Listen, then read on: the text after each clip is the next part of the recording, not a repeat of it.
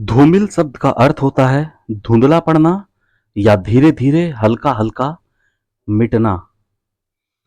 परंतु हिंदी साहित्य जगत में धूमिल वह नाम है जो न कभी धूमिल होगा न कभी धुंधला पड़ेगा। धूमिल हिंदी साहित्य जगत में शोषितों, पीड़ितों और वंचितों के हक की वो इनकलाबी आवाज है जो कभी धुंधला पड़ना भी नहीं चाहिए। 9 नवंबर 1936 को वाराणसी की खेवली ग्राम में एक साधारण से किसान परिवार में जन्मे सुदामा पांडे जी, जिन्हें हिंदी साहित्य जगत में धूमिल के नाम से जाना जाता है, शोषितों, पीड़ितों, वंचितों के हक में एक इनकलाबी आवाज हैं। सुदामा पांडे जी ने स्वयं अपना उपनाम धूमिल रख लिया था और इसी नाम से वे रचनाएं किया करते थे। धूमिल ने समाज की विसंगतियों, शोषण और अन्याय को अपनी कविता का केंद्रीय विषय बनाया। धूमिल की कविताओं में सत्ता और शोषण के खिलाफ विद्रोह का स्वर है। गजब की आक्रामकता है धूमिल की लेखनी में। धूमिल ने स्वतंत्रता के बाद के भारत की भ्रष्ट राजनीति और भ्रष्ट व्यवस्था पर करारा प्रहार किया है। धूमिल 60 और 70 के दशक के कवि थे। धूमिल जी 10वीं तक शिक्षा प्राप्त करने के बाद आगे की पढ़ाई जारी न रख सके। कारण थी आर्थिक बदहाली। बहुत बाद में आईटीआई से डिप्लोमा किया। सन 1953 में इन्होंने हाई स्कूल की परीक्षा उत्तीर्ण की और 1958 में आईटीआई वाराणसी से विद्युत डिप्लोमा प्राप्त किया और वहीं विद्युत अनुदेशक के रूप में कार्य करने लगे। मैट्रिक की परीक्षा उत्तीर्ण करने वाले अपने गांव के प्रथम व्यक्ति थे धूमिल। मैट्रिक की परीक्षा उत्तीर्ण करने के बाद हरिश्चंद्र इंटर कॉलेज में विज्ञान की शाखा में इनका नामांकन तो हुआ, परंतु आर्थिक बदहाली के कारण पढ़ाई न कर सके। 11 वर्ष की उम्र में धूमिल जी के सिर से पिता का साया उठ गया। संघर्ष से भरा था धूमिल जी का जीवन। धूमिल जी का विवाह 12 वर्ष की उम्र में हो गया। पिता की मृत्यु हो जाने पर धूमिल नौकरी करने के लिए अपने मित्र घीसन यादव के साथ कलकत्ता आए और लोहा ढोने की नौकरी करने लगे। जब उनके एक सहपाठी तारकनाथ पांडे को पता चला कि धूमिल मजदूरी कर रहे हैं, तो तारकनाथ पांडे ने अपने बहनोई राम लखन पाठक से कहकर उन्हें मैसर्स तलवार ब्रदर्स प्राइवेट लिमिटेड में नौकरी लगवा दी। परंतु धूमिल की मालिक के साथ कभी नहीं बनी। धूमिल विद्रोही स्वभाव के थे। धूमिल बीमार पड़े तो उसी दौरान उनके मालिक ने उन्हें गुवाहाटी जाने को कहा। धूमिल ने अपने अस्वस्थ होने का हवाला देते हुए इनकार कर दिया। मालिक ने धूमिल से कहा, I am paying for my work not for your health. मैं तुम्हें पैसे देता हूं, वेतन देता हूं अपने काम के लिए, तुम्हारे स्वास्थ्य के लिए नहीं। धूमिल स्वाभिमानी थे, विद्रोही थे। मालिक को जवाब दे दिया, but I am working for my health not for your work.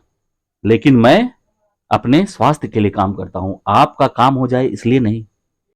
धूमिल ने वहां नौकरी छोड़ दी और उसके बाद आईटीआई वाराणसी से विद्युत डिप्लोमा प्राप्त किया और वहीं विद्युत अनुदेशक के रूप में काम करने लगे। धूमिल ने पूंजीपतियों का शोषण प्रत्यक्ष रूप से देखा था। उसका विरोध उन्होंने कविता लिखकर किया।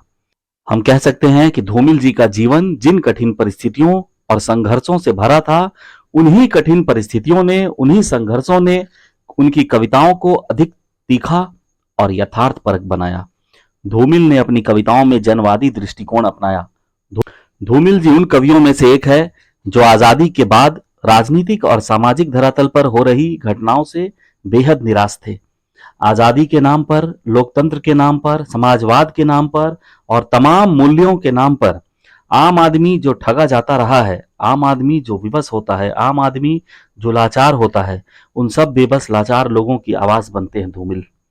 धूमिल आम जनता को झकझोरते हुए लिखते हैं, अपनी आदतों में फूलों की जगह पत्थर भरो, मासूमियत के हर तकाजे को ठोकर मार दो। अब वक्त आ गया है कि तुम उठो और अपनी ऊब को आकार दो।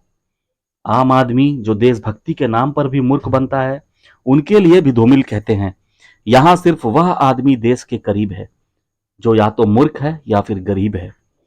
धूमिल की यह पंक्ति आज भी बेहद प्रासंगिक है। आज भी देशभक्ति और स्वदेशी के नाम पर गरीब लोग मूर्ख बनाए जाते हैं और वे बनते भी हैं। आप देखिए, अमीरों के बच्चे, नेताओं के बच्चे विदेशों में पढ़ते लिखते हैं और मौज करते हैं, और गरीबों को कभी गुरुकुल के नाम पर गर्व करवाया जाता है, तो कभी संस्कृत के नाम पर, तो कभी स्वदेशी के नाम पर शुद्ध मूर्ख बनाया जाता है। और बड़ी बात यह है कि वे मूर्ख बनते भी हैं। और उससे भी बड़ी बात यह है कि मूर्ख बनाने वाले वही नेता है, वही पूंजीपति है जिनके खुद के बच्चे विदेशों में मौज करते हैं। क्या आपने कभी किसी उद्योगपति के, किसी मंत्री के बच्चे को गुरुकुल में पढ़ते देखा है या सुना है? अगर यह गर्व की बात होती तो हमसे और आपसे पहले वे ऐसा करते, वे अपने बच्चों को गुरुकुल में पढ़ाते।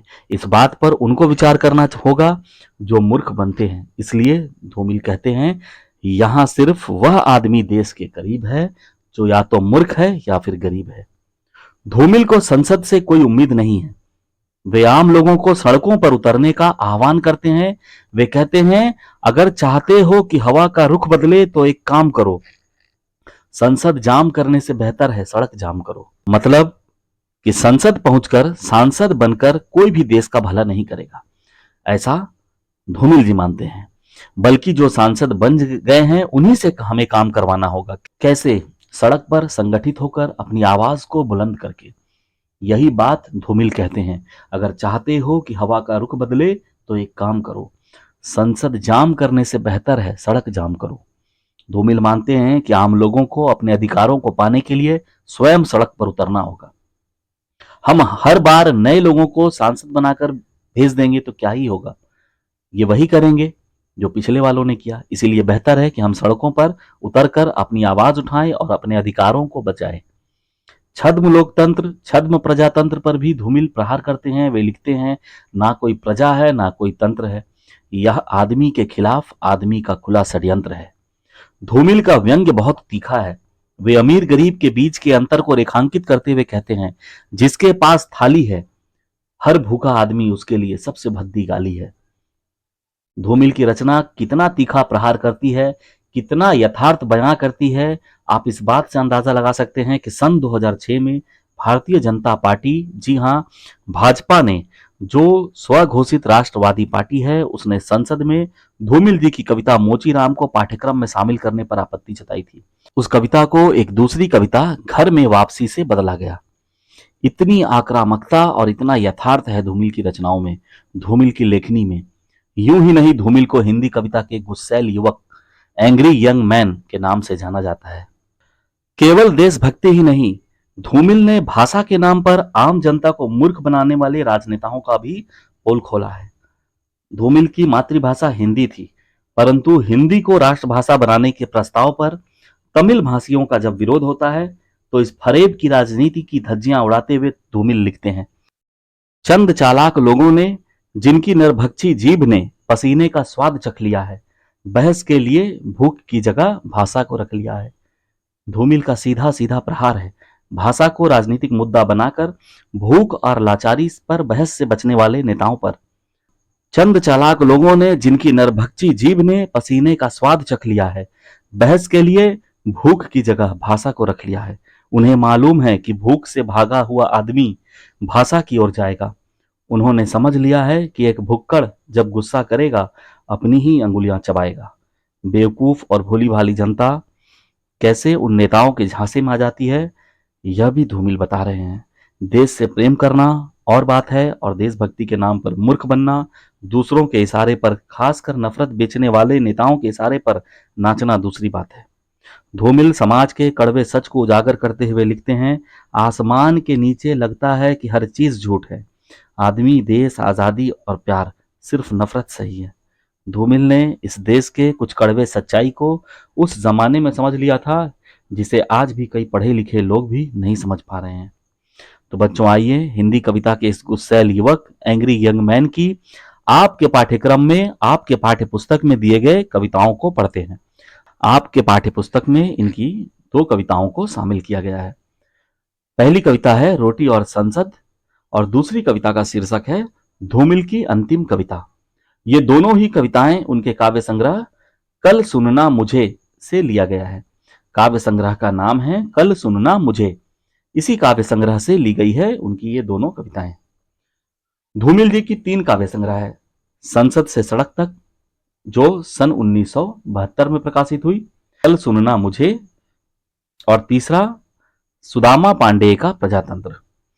कल सुनना मुझे और सुदामा पांडेय का प्रजातंत्र, ये दोनों काव्य संग्रह उनके मरणोपरांत प्रकाशित हुआ था। पहली जो काव्य संग्रह है संसद से सड़क तक, जो उनके जीवन काल में प्रकाशित हुआ। इसमें उन्होंने तत्कालीन सामाजिक और राजनैतिक परिस्थितियों पर गहराई से प्रकाश डाला है और सत्तालोभी नेताओं पर भयंकर प्रहार किया है। दूसरी जो कविता संग्रह है कल सुनना मुझे, इस काव्य संग्रह के लिए उन्हें 1979 में साहित्य अकादमी पुरस्कार से सम्मानित किया गया। इस काव्य संग्रह की कविताएं पूंजीवादी शोषण के विरुद्ध आवाज उठाते हुए मानव मूल्यों की तलाश करती है। धूमिल का विद्रोही और क्रांतिकारी रूप इस काव्य संग्रह में बिल्कुल स्पष्ट हो जाता है। सुदामा पांडे का प्रजातंत्र, यह काव्य संग्रह धूमिल के बेटे रत्नशंकर पांडे ने प्रकाशित की थी। इस काव्य संग्रह की कविताओं में उन्होंने नेताओं को बेनकाब करते हुए उन पर तीखा प्रहार किया है। कविता के अलावा उन्होंने कहानियां और निबंध जैसी गद्य विद्या पर भी अपनी लेखनी चलाया।